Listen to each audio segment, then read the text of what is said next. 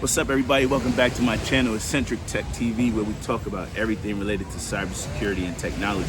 Today, I want to come to you with the following. Somewhere right now, all right, someone's staring at an email, right, from their bank, and it has the right logo, it has the right characteristics, the right colors, even the right tone of voice. It says there's a problem with your bank account, and they need you to click the link in this email, right? You click on the link, and it says basically that the problem is fixed. But immediately, after you click it, you type in your password. 10 seconds later, a stranger across the world in India, Pakistan, now has access to your bank account. Okay, someone all the way across the world now has access to your bank account, right?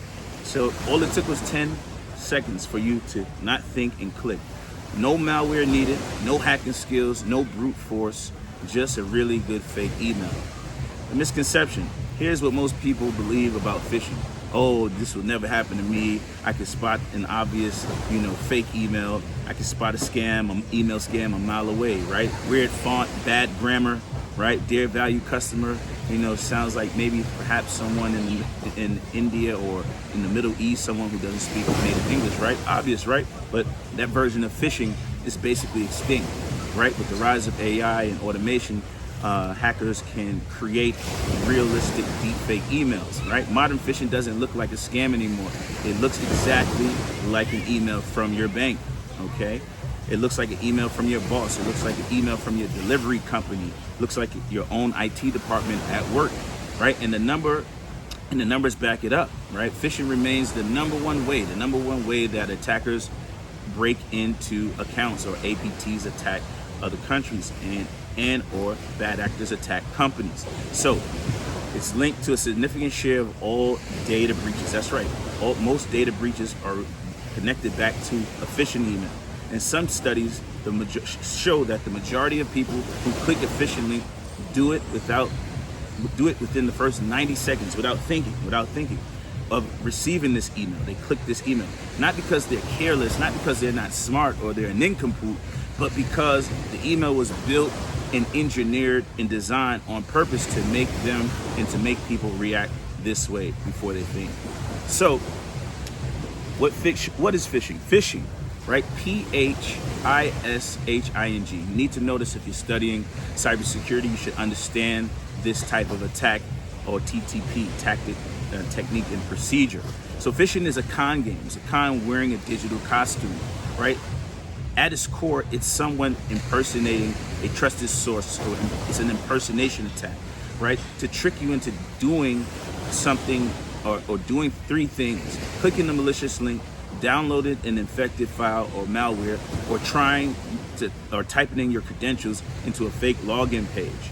Okay, think of a person in a fake delivery uniform, like from UPS, FedEx, DHL, knocking at your door, or Amazon, and you think that it's one of these people, a legit person from these companies, right? The uniform looks real. They have the hat, they have the shirt, right? They have the clipboard, okay? They have the dolly maybe, right? They look official, but no, it's a fake person.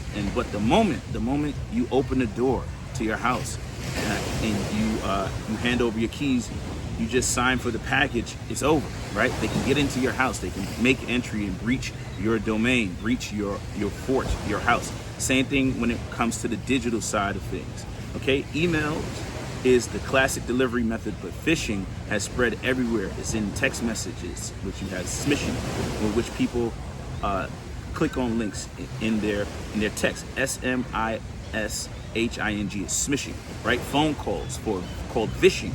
Is voice impersonation, right? Fake QR codes on parking meters, even calendar invites and shared documents that look like they came from a real trusted source or your coworker. The costume can change. The goal, though, never is, okay? Remember this: the goal never does get you to hand over your keys, but the goal is to not just click things without thinking. You want to pause and take time to read the email, look it over, verify it before you hand over your keys or before you click the email. So the psychology, why smart people fall for it? Why do people fall for this? Here's the part.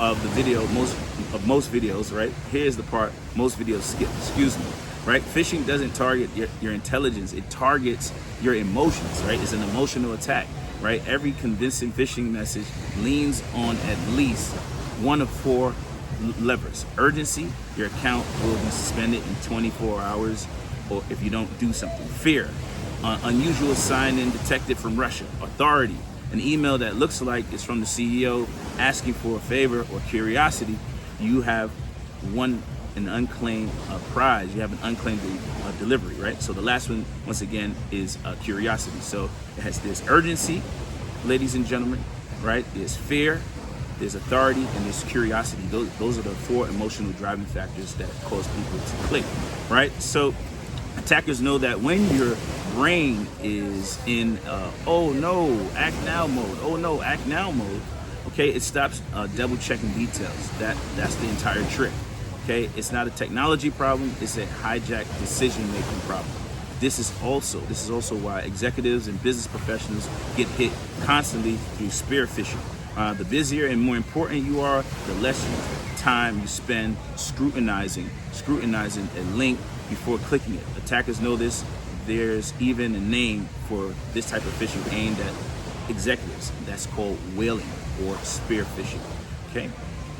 All right. So let's look at it like this. How a fake page works. So basically, credentials are put into an email, right? Credential phishing attack, step by step. Step 1, you get a message that looks like it's from a real service. It says your email provider is sending you a warning of a security issue. Step 2, you click it. It takes you to a login page that looks identical, looks like the real thing, right? And then the same logo, same layout as well. And sometimes even the same background image, right? Step 3, you type in your username and password like you've done 1,000 times and before like you've done 1,000 times before. And then step 4, right? The page doesn't log you in.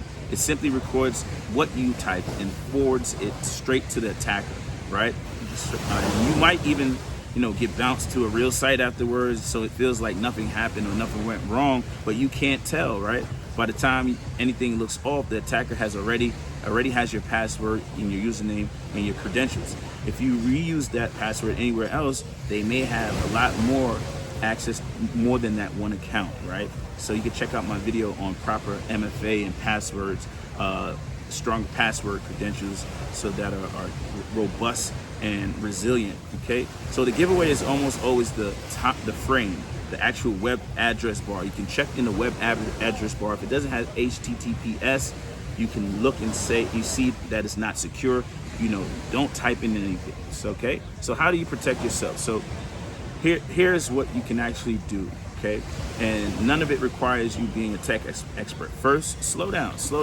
Okay, don't do anything in urgency. Urgency is the #1 manufactured emotion in phishing. The message is pressuring you to act, okay, in the next few minutes. That pressure is a red flag. So just slow down. Not reason to hurry. Okay, don't be in a hurry. It's #2. Check the actual sender address. That's right. And the actual link destination. You can do this by copy and pasting any link into a website called Virus Total. That's right, Virus Total. All right. And so, you can, if you're on your phone, you can press and hold the link and copy it, or you can right-click on the link and copy it as well. Okay. So, third, never enter your password by clicking the link from an email or text. Okay, don't do that. Instead, open your browser and type the website address in yourself. Use a bookmark you saved earlier. That one habit alone defeats almost any credential phishing page that's ever built. Okay, all right. It's the best way to protect yourself if you bookmark your real pages. All right. And the 4th, turn on 2-factor authentication everywhere you can. So even if your password is stolen, even if your credentials are stolen, it's not enough alone for people to get into your account. Okay, that's the video. Like I said, we already covered, and it's your safety net. It's your safety net for exactly how this works in these scenarios. Okay, and 5th, if it's a work email, use the report phishing button instead of just deleting it. That single click can protect the entire company. That's right, because it alerts IT and the security team basically to a live attack in progress. All right. and it matters. Okay, so phishing isn't going anywhere. It's going to be here for a long time. It's getting sharper, better, more personnel, and harder to spot. Okay, more hackers, and because of AI, as I said, AI just handed attackers a shortcut to sounding human, but the defense hasn't changed. It hasn't changed. All right, it's still the same simple habit. Pause before you click, verify before you trust, okay, and type the address yourself instead of following links.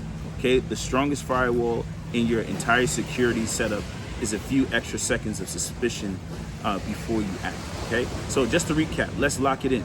Phishing impersonates someone you trust and steals your information through clicks, your credentials, or your money. It works by hijacking your emotions through urgency, fear, authority, and curiosity, not by hijacking your computer. Okay, spear phishing and AI have made these messages sharper and more professional looking and more personal than ever. Okay, and your defense is slowing down, checking real links and senders via virus total, etc., typing the address yourself, and turning on two-factor authentication as a backup. So what's next up? In the next video, ladies and gentlemen, we're going to be going under the hood of passwords themselves, specifically why the password advice you've been following for the last 20 years might not actually be making less of a difference or more of a difference, okay? And I'll add in some more caveats as well. All right, thank you for taking the time to watch my video. I have some free resources for you, such as the Google Phishing Quiz, CISA, CISA, free phishing and security awareness training, and I also have Cisco NetAcad. Also, you can see the URLs and where to go in the videos around or in the description. Thank you for taking the time to watch my channel. If you think this video can help somebody learn about cybersecurity and phishing emails, feel free to share the video, like and subscribe. Until next time, don't forget to stay eccentric. Peace.